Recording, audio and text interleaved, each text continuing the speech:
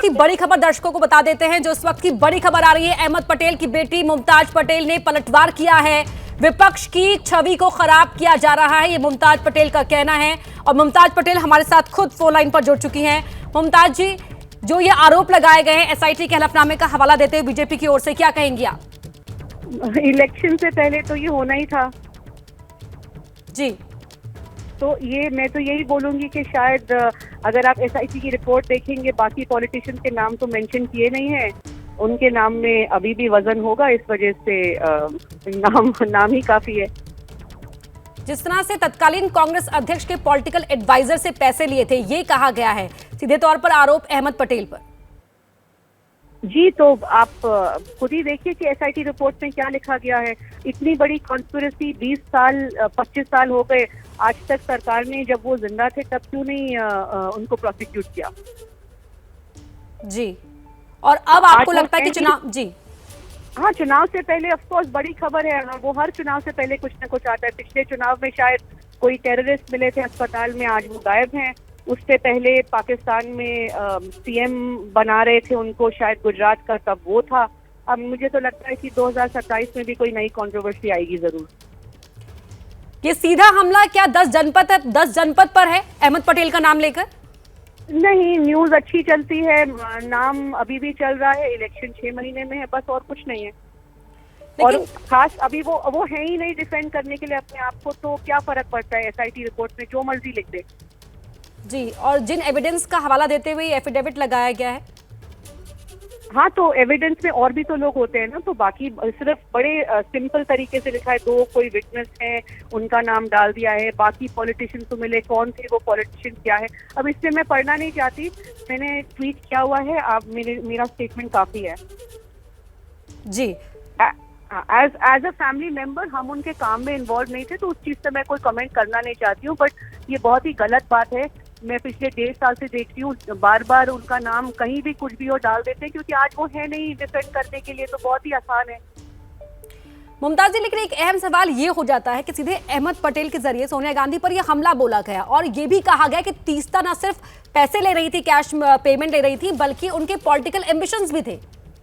हाँ, तो उनको क्यों नहीं 2004 से 2014 तक यूपीए सरकार थी, क्यों नहीं उनको बनाया मेंबर ऑफ पार्लियामेंट? बना सकते थे ना, अगर कॉन्स्पिरेसी और कोई क्या बोलते हैं उनकी अंडरस्टैंडिंग थी तो। अब आपके मुताबिक कि क्योंकि आपके पिता अहमद पटेल जी अब नहीं रहे हैं इस दुनिया में, इसलिए उनके नाम का इस्तेमाल किया जा रहा है, क्या कोई लीगल एक्शन आपकी ओर से, आपके परिवार की ओर से लिया जाएगा? At the moment no comments. तो क्या लगता है आपको, एक बार फिर समझना चाहूंगी आपसे कि आखिर सब हो क्यों रहा है?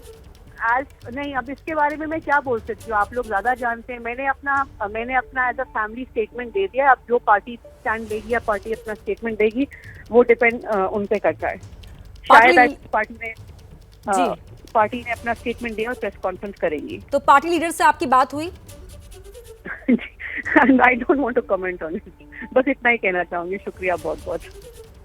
जी, बहुत शुक्रिया आपका हमसे बातचीत करने के लिए। तो अहमद पटेल की बेटी मुमताज पटेल ने कहा कि ये सब कुछ क्योंकि चुनाव के चलते हो रहा है, उनके पिता अब जीवित नहीं है, इसलिए उनके पिता पर इस तरह के आरोप अब लगाए जा रहे हैं।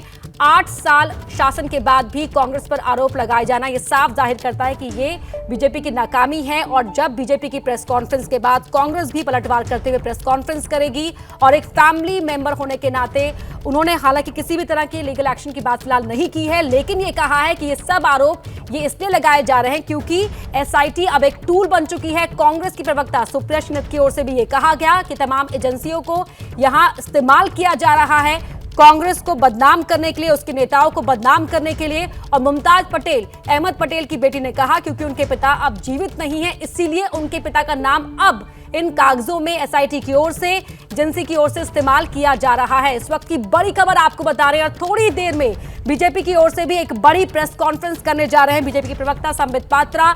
एसआईटी के हलफनामे के बाद, उसमें हुए सनसनीखेज खुलासे के बाद एक बार फिर यहां पर सियासत, राजनीति गर्माती हुई नजर आ रही है। हालांकि अहमद पटेल के परिवार की ओर से यह कहा जा रहा है, कांग्रेस की ओर से कहा जा रहा है कि तमाम एजेंसियों को यहां इस्तेमाल किया जा रहा है एक पॉलिटिकल टूल की तरह से। ये एक पॉलिटिकल वेंडेटा है, और इसीलिए यहां कार्रवाई उस वक्त क्यों नहीं हुई जब अहमद पटेल जीवित थे। अब क्योंकि वो जीवित नहीं है, तो उनके नाम का इस्तेमाल इस पूरे मामले में किया जा रहा है और ये सीधे तार जुड़ रहे हैं 10 जनपद से, सोनिया गांधी से। तो ऐसे में अब बीजेपी यहां पर बेहद ही आक्रामक मोड पर नजर आ रही है।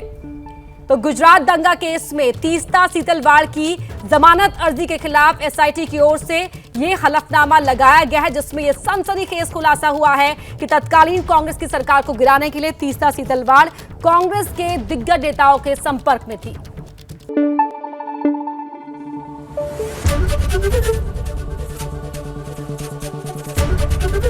एबीपी न्यूज आपको रखे आगे।